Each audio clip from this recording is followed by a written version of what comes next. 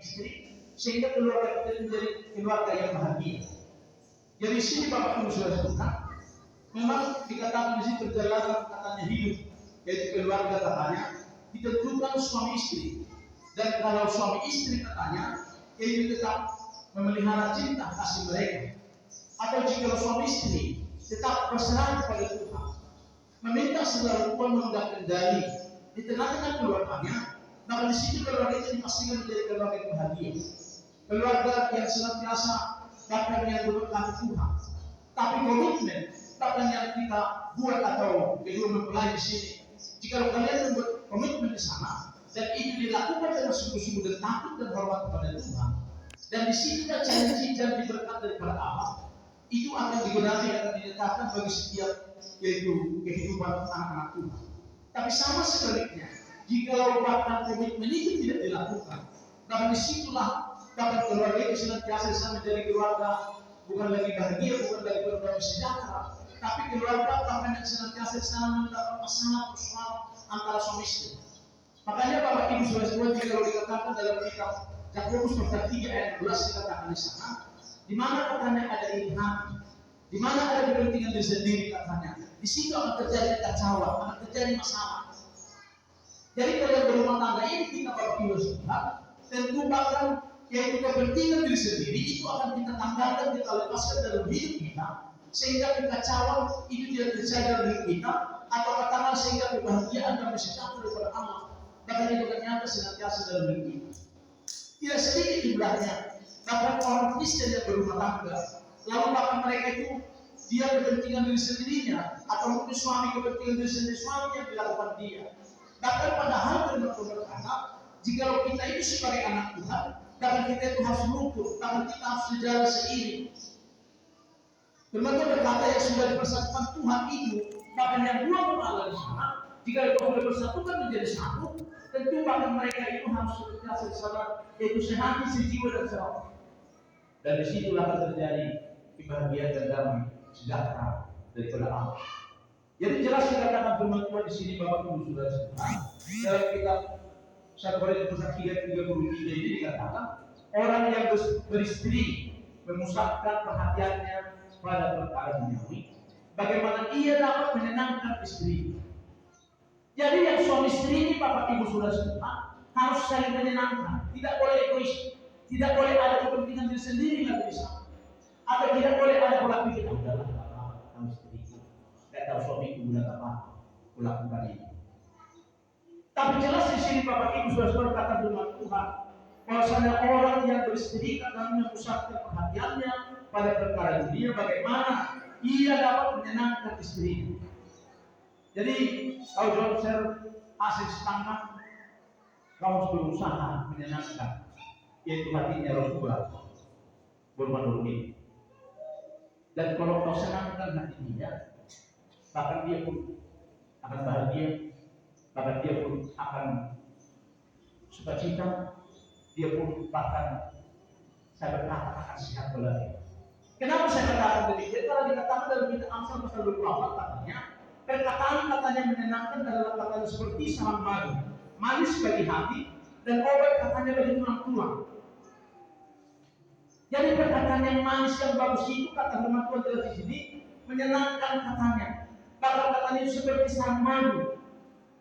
Bahkan dikatakan di sini manis bagi hati dan obat bagi tulang-tulang. Makanya selalu saya sarankan berkata ini seperti ini. Jangan pilih-pilih musik. Kadang kita kan yang bersuami istri kita, memang pola pujian tak make and sebenarnya pujian itu sangat menyenangkan. Tapi pujiannya yang benar-benar dia, yang tak benar lalu dipuji, namanya bukan pujian. Itu termasuk melecehkan seseorang. Tapi Bapak Ibu sudah seperti kalau kita belajar di rumah tangga ini, bahkan bagaimana kita saling menyenangkan senantiasa di sana. Termasuk salah satunya saling menyenangkan kalau suami bahkan dia memberikan gajinya kepada istrinya yang sepenuhnya. Dan dalam pembimbingan perhatian saya sampaikan bagi mereka di keluarga ini hanya satu bendahara, yaitu istri. Tapi saya katakan istri jangan kayak bubu. Kalau kita bubu di dalam tubuh ini, kalau masuk ikat ke dalam, tidak bisa keluar. Dan banyak karakter sebagai istri seperti itu, sehingga bahkan tidak nyaman dan tidak saling menyenangkan di sana.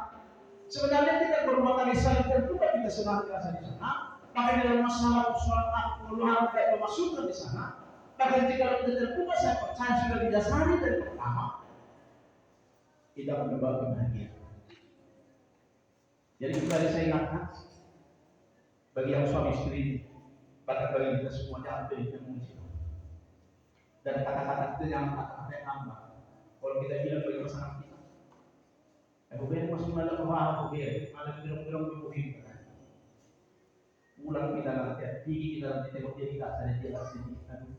Mana banyak aku kata suami, udah gak cantik lagi ya. Tapi Bapak Ibu sudah semua firman Tuhan kepada saya berkata, Amsal pasal 16 ayat yang ke-28 dikatakan di sini, perkataan yang menyenangkan katanya adalah katanya seperti sangat manis katanya bagi hati, dan obat katanya bagi tulang-tulang. Makanya kenapa dibuat kalau di rumah sakit, kalau dibuat di ruang inap dibuat televisi, biar orang yang sakit jangan fokus kepada penyakit, dan biar ada dia hiburan senantiasa di sana. Jadi Bapak Ibu sudah Tuhan, bahkan dalam berumah tangga yang paling kedua mempelai di sini, saling menyenangkanlah seperti kata firman Tuhan di sini. Ayat yang berapa dikatakan, dan dengan demikian katanya, perhatiannya terbagi-bagi katanya, perempuan yang tidak katanya bersuami dan anak-anak gadis katanya memusatkan perhatian mereka katanya pada perkara Tuhan, supaya tubuh dan jiwa mereka katanya kudus. Bagian sini. Supaya tubuh dan jiwa mereka katanya kudus, tetapi perempuan yang bersuami katanya memusatkan perhatiannya pada perkara duniawi, bagaimana ia katanya dapat menyenangkan suami. Tadi istri yang menyenangkan suami, sekarang suami yang disenangkan lagi. Tadi istri, ini suami. Jadi di dalam firman Tuhan di sini, bahwasanya suami istri itu mereka harus saling menyenangkan. Kalau suami istri saling menyenangkan, rukun penuh damai sejahtera, disitulah berkat Allah akan melimpah dalam hidup kita. Tapi kalau suami istri lagi tidak saling menyenangkan, kalau sudah bontok-bontokan, sudah saling benci senantiasa di sana, atau mungkin si suami tidak betah lagi katakanlah datang ke rumah dan di sana. Karena di rumah misalnya kita datang ke rumah terus langsung kok istri tanpa ada berbuka, gitu. Tak betah lagi di sana. Tapi di sini Bapak Ibu sudah Tuhan. Bahkan jika memang saling menyenangkan, atau katakanlah posisi istri selalu menunggu kehadiran suaminya, bahkan pulang dari pekerjaannya, dia bahkan jangan sampai di rumah dengan waktu yang tepat dia di sana, dan dia selalu menunggu. Karena kenapa? Karena saling menyenangkan. Tapi kalau misalnya dia bahkan saling membenci, saling bertengkar, saling bermasalah, dalam artinya begini, kalau dia jangan pulang ke rumah dia, nanti udah pulang hidup terus. Tapi pada saat ini firman Tuhan dapat untuk menekankan bagi kita semua, bagi khususnya bagi kedua mempelai di sini, saling menyenangkan senantiasa. Amin. Kalau saling menyenangkan di keluarga itu akan indah senantiasa di sana. Ayat yang kelima, semuanya ini kukatakan untuk kepentingan kamu sendiri, bukan untuk menghalang-halangi kamu dalam kebebasanmu, tetapi sebaliknya supaya kamu melakukan apa yang benar dan baik dan melayani Tuhan tanpa kekuatan. Jadi ujung-ujungnya Bapak Ibu sekalian, jika suami istri sudah saling menyenangkan, itu termasuk pekerjaan melayani Tuhan. Kenapa saya katakan melayani Tuhan? Karena ini perintah daripada Tuhan. Bagaimana bahkan yaitu si suami menyenangkan istrinya, si istri menyenangkan suaminya, dan disitulah gambar dan rupa Allah yang nyata di tengah-tengah keluarga kalian. Disitulah gambar dan rupa Allah akan mengalir, dan tetangga keluarga melihat orang ini benar-benar mereka bahagia dan saling menyenangkan. Keluarga kedua, orang tua daripada mempelai di sini, lalu mereka mendengar berita, misalnya ada pulang tetangganya dari sini, bahkan juga tetangga juga di kampung halaman di sana, mana anak kita berbuat bermanfaat mereka. Bahagia lebih penting. Dan itu satu hal membuat kebanggaan dan sukacita bagi orang tua, bahkan memberikan umur panjang, bahkan memberikan kesembuhan jika dia sakit. Tapi jika sudah datang keluar kamu nanti, bahkan bontok-bontokan tidak akan sejahtera. Bahkan jika dapat berita lagi, orang tua di kampung lalu ke mana?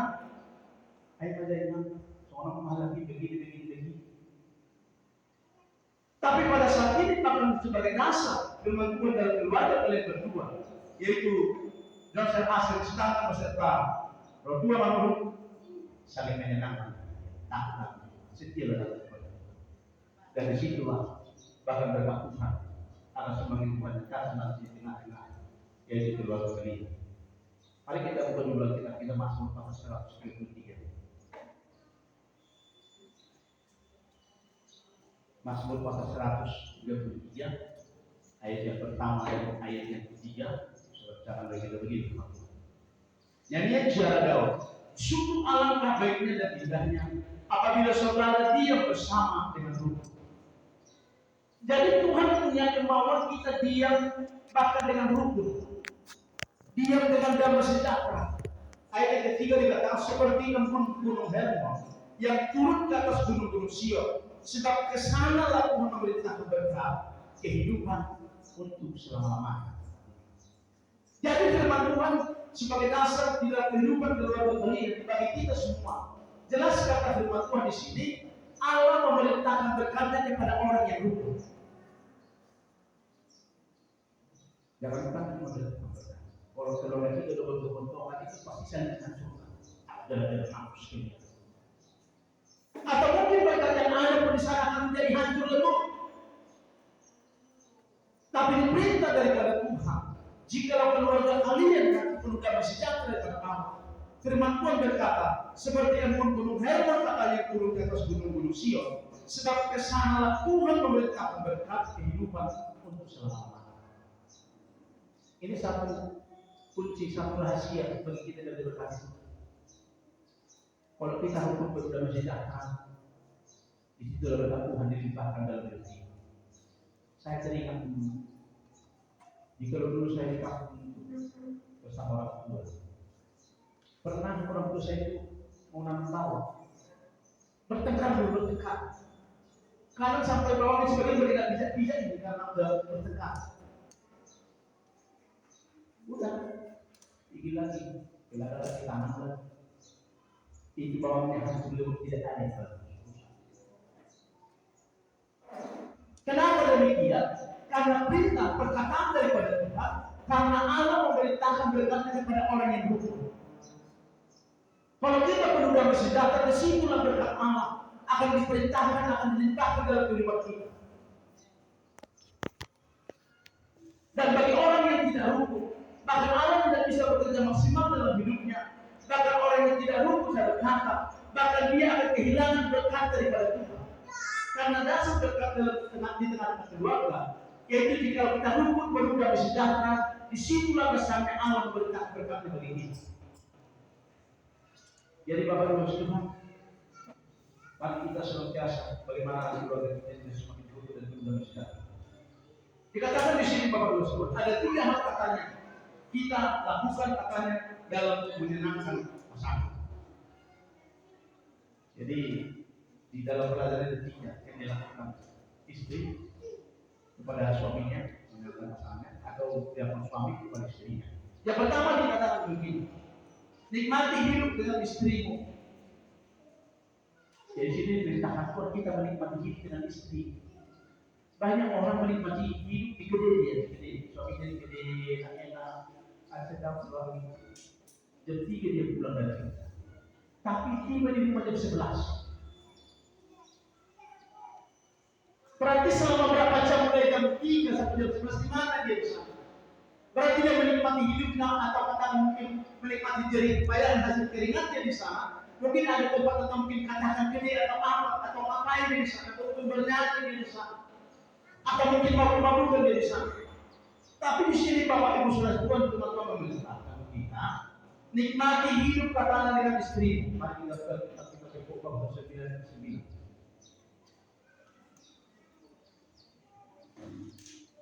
Dari Khotbah pasal 9 ayat 9. Begitu firman Tuhan.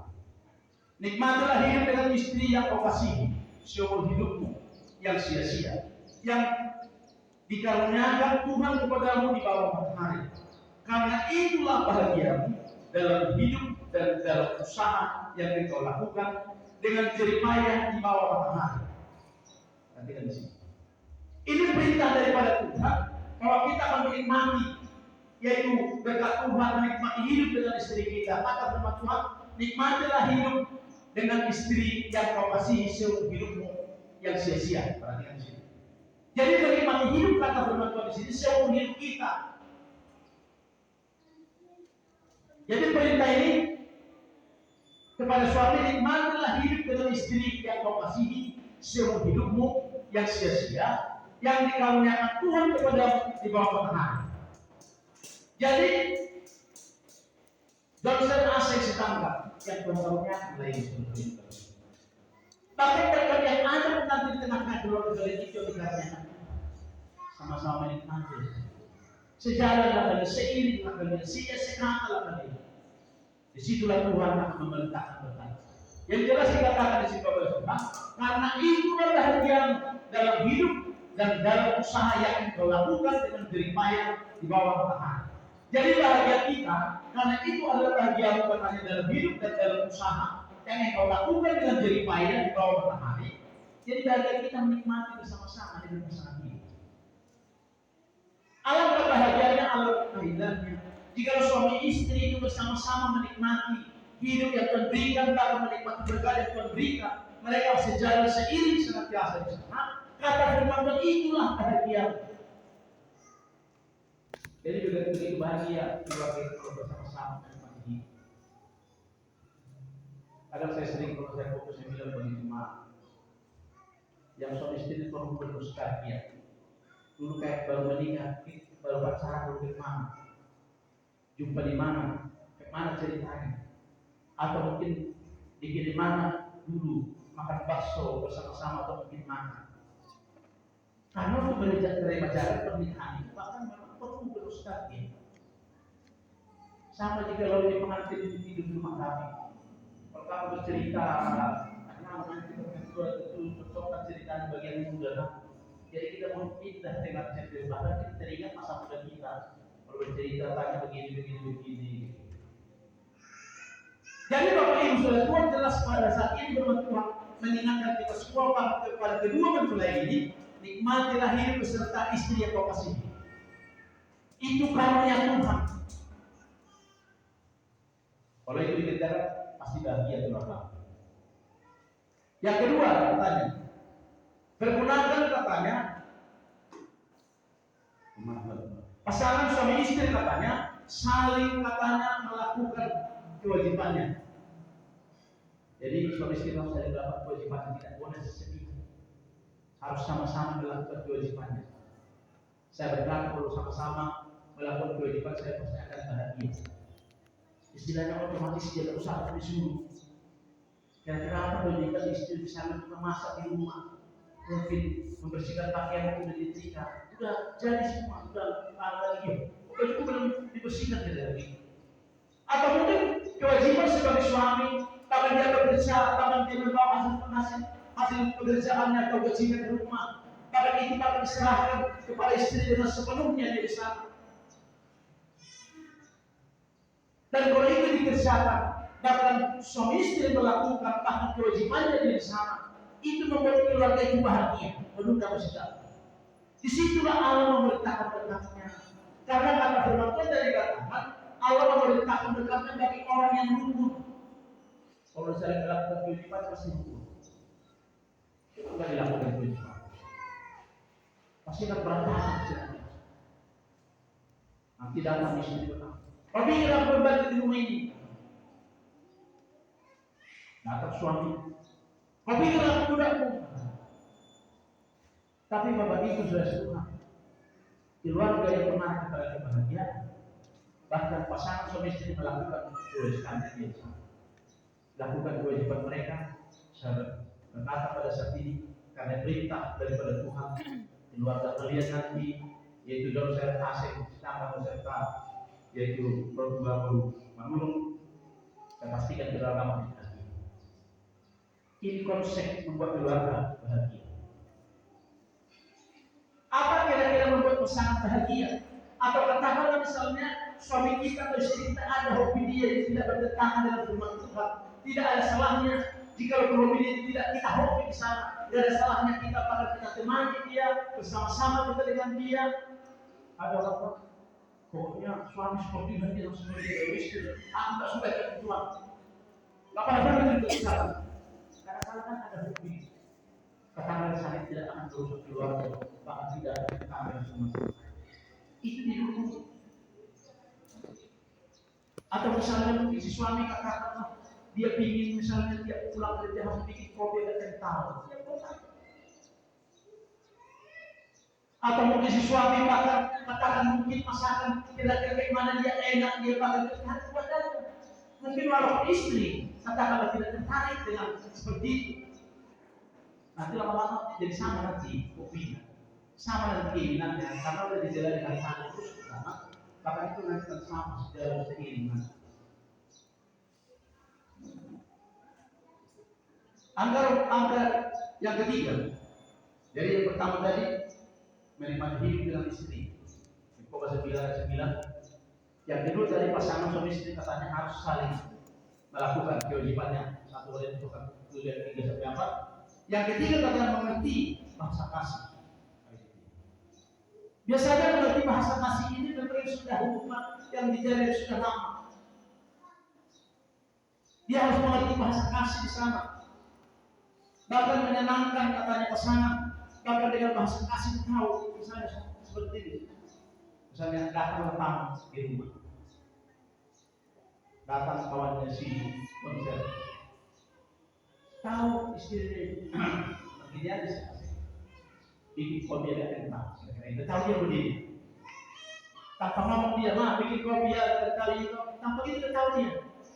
Ada bahasa kasih dalam hidup mereka, tanpa yang tahu orang lain. Kenapa demikian? Karena mereka sudah saling mengasihi. Karena mereka sudah satu baik, karena mereka sudah satu keinginan, karena mereka sudah menjalani kehidupan bersama-sama. Itu karena dibangun dengan hukum. Sama seperti saya, kalau istri saya datang, nggak mesti aku sudah tahu dia, sama dia sudah datang. Dari cara jalan kakinya, saya terdengar kalau suara sepatu dia tak sandali datang rumah. Nggak mesti aku pun aku tutup mata, atau mungkin bahkan dia datang. Itu dari situ kami tinggal karena apa kami di depan masih dijaga itu di jalan.